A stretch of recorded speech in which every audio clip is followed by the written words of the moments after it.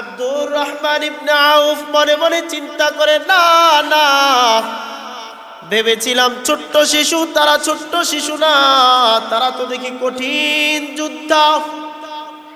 আব্দুর রহমান ইবনে আউফ যুদ্ধ শুরু হয়ে গেলে ডাক দিয়া কয়, ছোট্ট বাচ্চারে রে, তাকায়া দেখ, এই যে উঁচা উটের উপরে, সবচাইতে বাদামি উটের উপরে, বড় উটটার উপরে, ঘোড়ার উপরে যেই লোকটা বসে আছে, যাকে সবচাইতে উঁচু দেখা যায়, সে হলো আবু জাহেল, সে হলো নবীর সবচাইতে বড় দুশমন। আব্দুর রহমান ইবনে আউফ বলে, আমি এই কথাটা বলতে দেরি, কিন্তু আমার দুই দিকের ছোট্ট দুইটা বাচ্চা আবু জাহেলের উপরে দৌড়ে ঝাঁপায়া পড়তে দেরি করে না। বাজ পাখি যেমন তার শিকারের উপরে দৌড়ে ঝাপটায়া পড়ে, ছোট্ট দুইটা বাচ্চা এইভাবে আবু জাহেলের উপরে আক্রমণ করলো। এর জন্য হক আর বাতিলের ভিতরে বিশাল বড় পার্থক্য। সোজা কথায় যেটাকে বলা যায় যে একটা হলো জান্নাতি দল, আর বাকি যত ধর্ম আছে সব ধর্ম হলো জাহান্নামী ধর্ম। মুসলিম এবং কুফার নামে গোটা বিশ্ব আজ যাদেরকে চিনে, যাদেরকে বুঝে, এই দ্বীনে ইসলামের উপরে আমাদেরকে পরিচালিত করছেন, বা আমি আর আপনি পরিচালিত হচ্ছি, এটা আল্লাহ তাআলার অশেষ বড় এক দয়া, আল্লাহ তাআলার এক করম।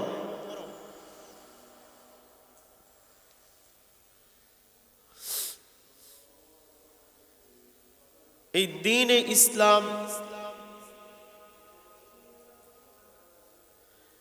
এমন একটা ধর্ম, যেই ধর্মের ব্যাপারে বড়দের বক্তব্য হলো, দ্বীনে ইসলামের নামের গাছের গোড়ায় পানি ঢাললে কখনো দ্বীন ইসলাম কায়েম হয় না। দ্বীন ইসলাম কায়েম করতে হলে এই ইসলাম নামক গাছের গোড়ায় রক্ত ঢালতে হবে। কেন? এই ধর্মটা নবী করিম সাল্লাল্লাহু আলাইহি ওয়াসাল্লাম থেকে নিয়ে বাস্তবায়ন করতে গিয়ে একের পর এক মুসলিম যোদ্ধাদের ইসলাম নামক গাছের গোড়ায় রক্ত ঢালতে হয়েছে।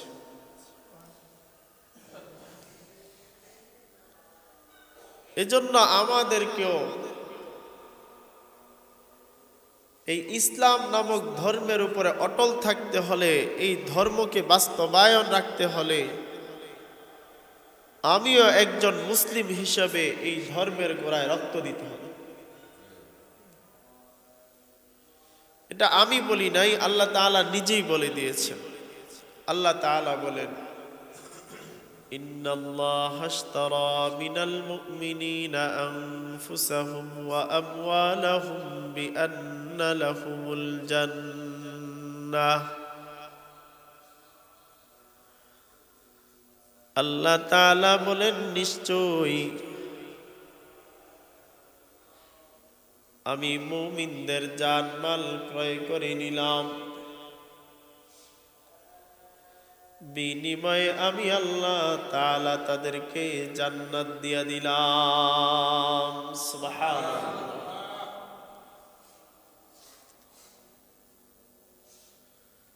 আল্লাহ তাআলা বলেন, আমি আমার গোলামদের জানমাল ক্রয় করে নিলাম, অতএব আমার জিন্দেগি একমাত্র আল্লাহ তাআলার, আমার মাল আল্লাহ তাআলার, আমার হায়াত আল্লাহ তাআলার, কারণ আল্লাহ আমার কাছ থেকে এইগুলো ক্রয় করে নিয়েছেন। আর এই জান এবং মালের বিনিময়ে আমরা আল্লাহ তাআলার কাছ থেকে জান্নাত ক্রয় করে নিতে হবে। আমার জান এটা আল্লাহ দিয়েছেন, আল্লাহর রাহে এটা কুরবানি করতে হবে। আমার মাল আল্লাহ আমাকে দিয়েছেন, এটা আল্লাহর রাস্তায় কুরবানি করতে হবে। তো আল্লাহ তাআলা এর বিনিময়ে আমাদেরকে জান্নাত দিবেন, এটা আল্লাহ তাআলার ওয়াদা।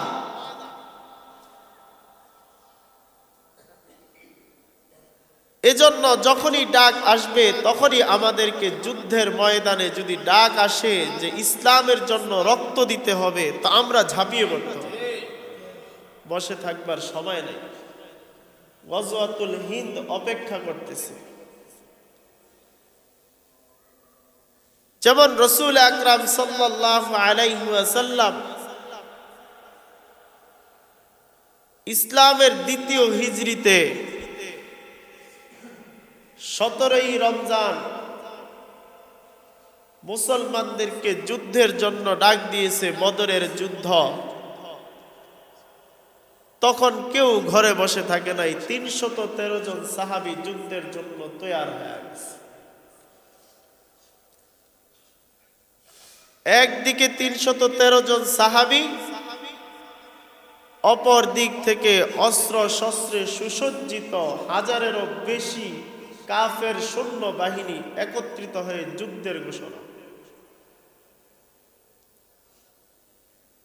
আল্লাহর নবী সাহাবীদেরকে বললেন, এ সাহাবায়ে কেরাম,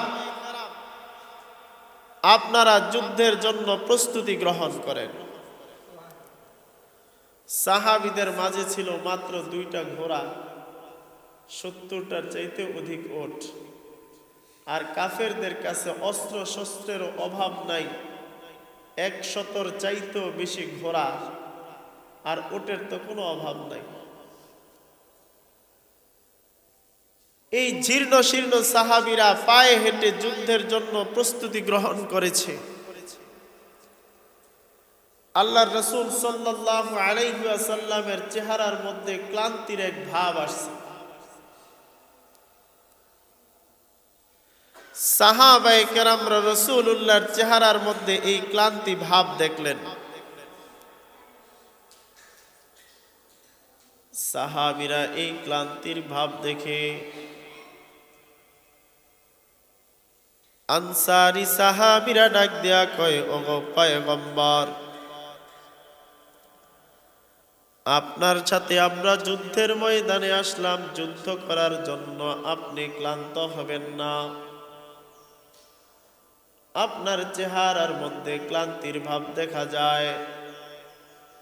ও পয়গম্বর, আমরা আপনাকে কথা দিলাম, মুসা নবীর উম্মতের মতো আমরা কখনো বলবো না যে ও পয়গম্বরে মুসা, আপনি আপনার রব সহ মিলে কাফেরদের সাথে যুদ্ধ করেন। এই কথা বলে আমরা মুসা নবীর উম্মতের মতো পিছন ফিরে যাব না। আমরা আপনাকে কথা দিলাম ও পয়গম্বর, আমরা আমাদের জীবনের শেষ রক্তবিন্দু পর্যন্ত থাকা পর্যন্ত আমরা আপনার ডানে থেকে বামে থেকে কাফেরদের বিরুদ্ধে লড়াই করে যাব। মুহাজির সাহাবীরা ডাক দেয়া কয়, পয়গম্বর, চিন্তার কোনো কারণ নাই।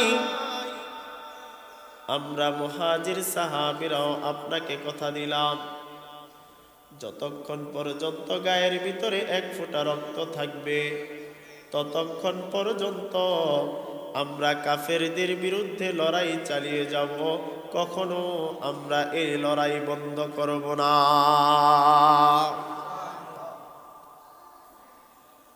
আল্লাহর নবীকে সাহাবীরা এই কথা বলার পর আল্লাহর নবীর দিলের ভিতরে খুশ আমদেদ সাহাবীদেরকে ডাক দেয়া কয়, ও সাহাবীর দল, যুদ্ধের জন্য প্রস্তুতি গ্রহণ করেন, আর দেরি করা যাবে না। যুদ্ধের জন্য প্রস্তুতি গ্রহণ করলো। সব জায়গার মধ্যে সাহাবায়ে কেরামরা দাঁড়ায় গেলেন। আব্দুর রহমান ইবনে আউফ নামে একজন সাহাবী, ওই সাহাবীও যুদ্ধের জন্য তৈয়ার হয়ে গেল। এমন একটা পজিশনে দাঁড়াইছে, দাঁড়ায়া দেখে যে তার ডান দিকেও ছোট্ট একটা বাচ্চা, বাম দিকেও ছোট্ট একটা বাচ্চা। আব্দুর রহমান ইবনে আউফ চিন্তা করে, কি ব্যাপার, যুদ্ধের ময়দানে আসলাম, সহযোগী যে থাকবে, সাথে যিনি থাকবে তিনি হবেন আমার সহযোগী, সহযোদ্ধা। কিন্তু আমার ডানে বামে তাকায় দেখি আমার ডান দিকেও ছোট্ট একটা বালক, বাম দিকেও ছোট্ট একটা বালক। আমি কি এখন নিজেকে নিজে নিয়ন্ত্রণ করব, নাকি এই ছোট্ট ছোট্ট বাচ্চাদেরকে হেফাজত করব, নাকি আমার শত্রু বাহিনীকে ঘায়েল করব? সে বড় চিন্তিত হয়ে গেছে। ছোট্ট বাচ্চাদের থেকে একজন ডাক দিয়া কয়, চাচা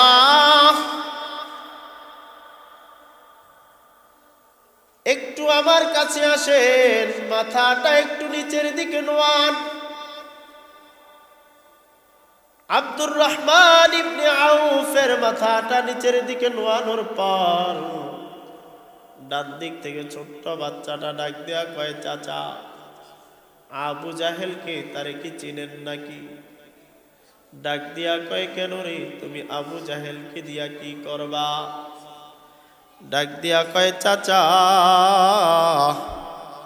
আমার নবী যখন মক্কায় ছিল আমি বড়দের কাছ থেকে শুনেছি এই আবু জাহেল নাকি আমার নবী যখন নামাজে দাঁড়ায় যাইতো, আমার নবীর ঘাড়ে নাকি গলায় নাকি গামছা পেঁচায়া জোরে টান মারিয়া আমার নবীর গলার ভিতরে আঘাত করত। আমার নবী যখন সিজদায় পড়ে যেত গো চাচা, আমি শুনেছি এই আবু জাহেলের দোসররা নাকি আমার নবীর ঘাড়ের উপরে ওটের নারী ভুঁড়িগুলো চাপায়া দিত। ও চাচা, আজকে যুদ্ধের ময়দানে আসলাম, আমি যদি আবু জাহেলকে পাই তো আল্লাহর সাথে শপথ করেছি আজকে যুদ্ধের ময়দান থেকে হয়তো আবু জাহেলকে আমি মেরে জাহান্নামে পাঠায়া দেব, নয়তো নিজে শহীদ হইয়া আল্লাহর জান্নাতে ঢুকে যাব, কিন্তু জমিনের উপরে আমিও বেঁচে থাকব, আল্লাহর নবীর দুশমন আবু জাহেল বেঁচে থাকবে, এটা হতে পারে না। আব্দুর রহমান ইবনে আউফ মনে মনে চিন্তা করে, ভাবলাম ছোট্ট বাচ্চা, কিন্তু না না, এখন তো দেখি এটা আসলে কঠিন যোদ্ধা। বাম দিক থেকে তার চাইতেও ছোট একটা বাচ্চা ডাক দিয়া কয়, চাচা ও চাচা, আপনি একটু মাথাটা নিচের দিকে নোয়ান। মাথাটা নিচের দিকে নোয়ানোর পর কানে কানে ওই ছোট্ট বাচ্চাটাও বলে, আবু জাহেল কে গো চাচা? কেন রে, তুই কেন আবু জাহেল রে কি করবি? বলে, চাচা শুনছি আমার নবীকে নাকি অনেক কষ্ট দিয়েছে। ও চাচা, আজকের পর থেকে নবীর দুশমন জমিনের উপরে থাকবে, আমিও থাকবো, এটা কখনো হতে পারে না। হয়তো নবীর দুশমন জমিনের উপরে থাকবে আর আমি শহীদ হয়ে আল্লাহর জান্নাতে ঢুকবো, নয়তোবা আমি নিজে দুনিয়ার জমিনে থাকব আর আবু জাহেলকে জাহান্নামে পৌঁছায় দেব। আব্দুর রহমান ইবনে আউফ মনে মনে চিন্তা করে, না না, ভেবেছিলাম ছোট্ট শিশু, তারা ছোট্ট শিশু না, তারা তো দেখি কঠিন যোদ্ধা। আব্দুর রহমান ইবনে আউফ যুদ্ধ শুরু হয়ে গেলে ডাক দিয়া কয়, ছোট্ট বাচ্চারে রে, তাকা দেখ, এই যে উঁচা ওটের উপরে সবচাইতে বাদামি ওটের উপরে, বড় ওটটার উপরে, ঘোড়ার উপরে যেই লোকটা বসে আছে, যাকে সবচাইতে উঁচু দেখা যায়, সে হলো আবু জাহেল, সে হলো নবীর সবচাইতে বড় দুশমন। আব্দুর রহমান ইবনে আউফ বলে, আমি এই কথাটা বলতে দেরি, কিন্তু আমার দুই দিকের ছোট্ট দুইটা বাচ্চা আবু জাহেলের উপরে দৌড়ে ঝাঁপায়া পড়তে দেরি করে না। বাস পাখি যেমন তার শিকারের উপরে দৌড়ে ঝাপটায়া পড়ে, ছোট্ট দুইটা বাচ্চা এইভাবে আবু জাহেলের উপরে আক্রমণ করলো। আবু জাহেলের উপরে আক্রমণ করে আবু জাহেলকে ঘায়েল করে ফেলছে। ঘোড়ার পায়ে একটা আক্রমণ, আবু জাহেলের ঘোড়া জমিনে পড়ে গেছে। আরেক ভাই এসে আবু জাহেলের গর্দানের উপরে তরবারি দিয়ে একটা আঘাত করছে, তো আবু জাহেলের গর্দান উড়ে গেছে। এই দুইজন ছোট্ট শিশু ইসলাম কায়েম করার জন্য ছোট্ট মানুষ হওয়ার পরেও আল্লাহ তাআলার জমিনের মধ্যে ইসলাম কায়েম করবার জন্য আল্লাহর নবীর সাথে যুদ্ধের ময়দানে গিয়া ইসলামের সবচাইতে বড় দুশমনকে জমিন থেকে দূরে সরাইয়া দিছে। সুবহানাল্লাহ। আমার ভাইরা ভালো করে বুঝেন, ভালো করে বুঝেন, যুবক বন্ধুরা ভালো করে বুঝে নাও। নবীর জামানায় সাহাবীদের মন দীপ্ত কণ্ঠের আওয়াজ আর ঈমানি চেতনা এত বেশি ছিল, যখন তারা যেটা মুখ দিয়ে বলতেন এটা বাস্তবায়ন করতেন। আজকে দেখা যায় নবী দুনিয়ার জমিনের মধ্যে নাই, নবীর দিন বাস্তবায়ন আছে।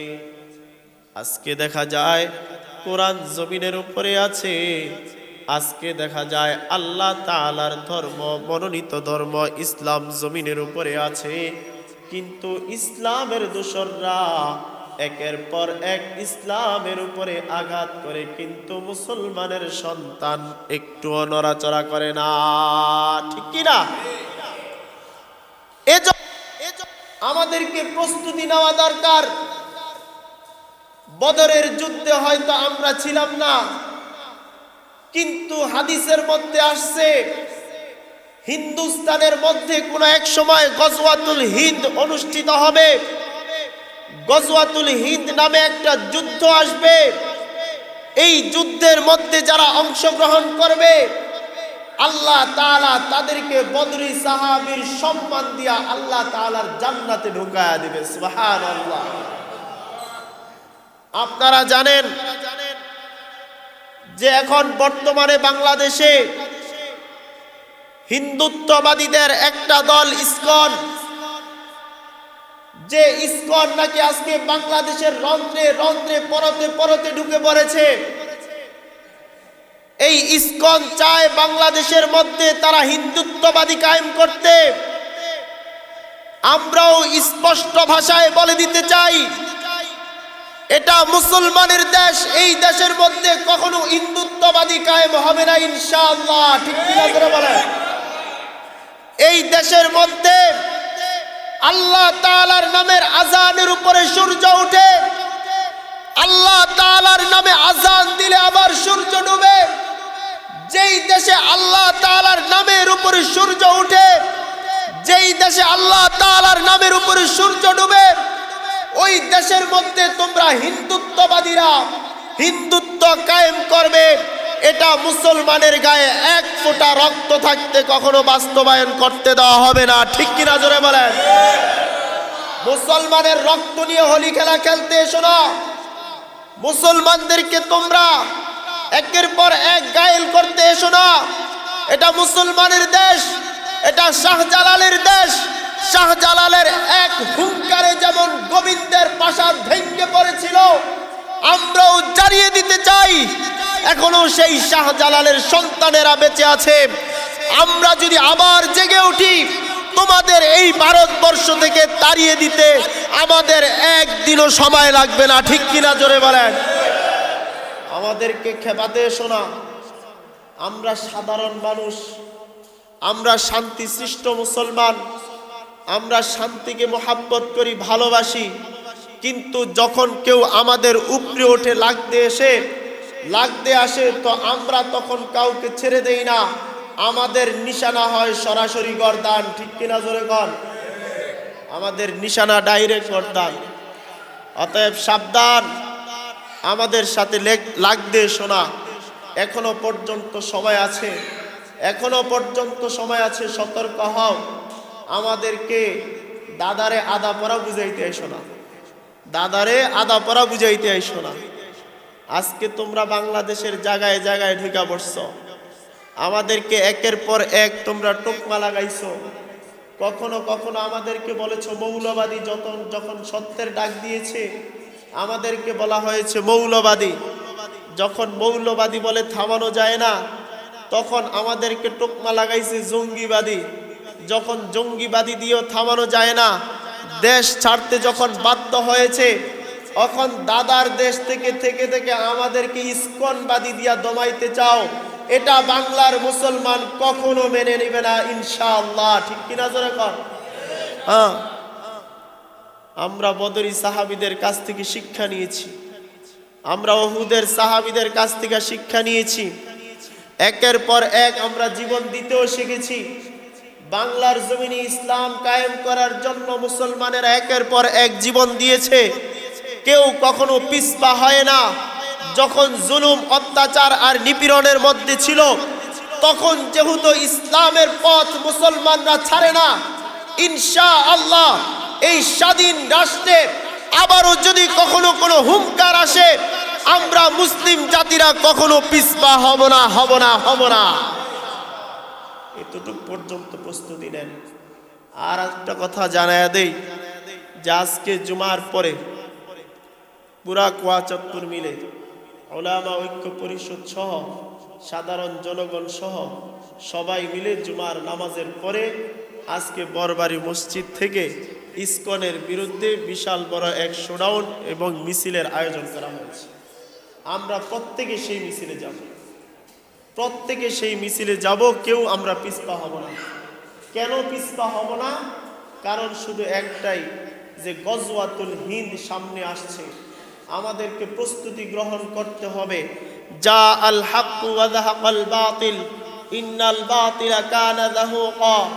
এক সময় বাতিল মাথা জারা দিয়ে উঠবে, আর আমরা হক যদি ঘরে বসে থাকি তাহলে বাতিল শক্তি একের পর এক তাদের গোড়াকে শক্ত করে ফেলবে। এজন্য যখন বাতিল আসবে তখন হক আমরা যারা আছি আমাদেরকে মাথা নাড়া দিয়ে উঠতে হবে।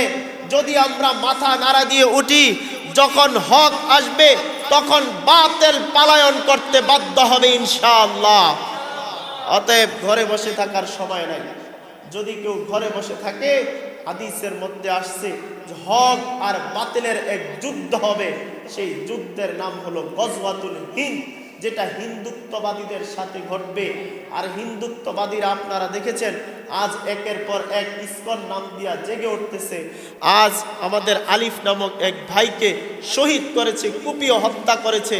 আজ যদি আমরা ঘরে বসে থাকি, কাল আমাদের আরেক ভাইয়ের উপরে আক্রমণ করবে। অতএব তাদেরকে দমন করতে হবে। গজওয়াতুল হিন্দের সেই গ্রাণ আমরা পাচ্ছি। অতএব গজওয়াতুল হিন্দের এই যুদ্ধে আমরা অংশগ্রহণ করে ইনশাআল্লাহ বদরি সাহাবীদের সাথে আল্লাহ তাআলার জান্নাতে ঢুকতে চাই। আল্লাহ আপনি আমাদেরকে কবুল করেন।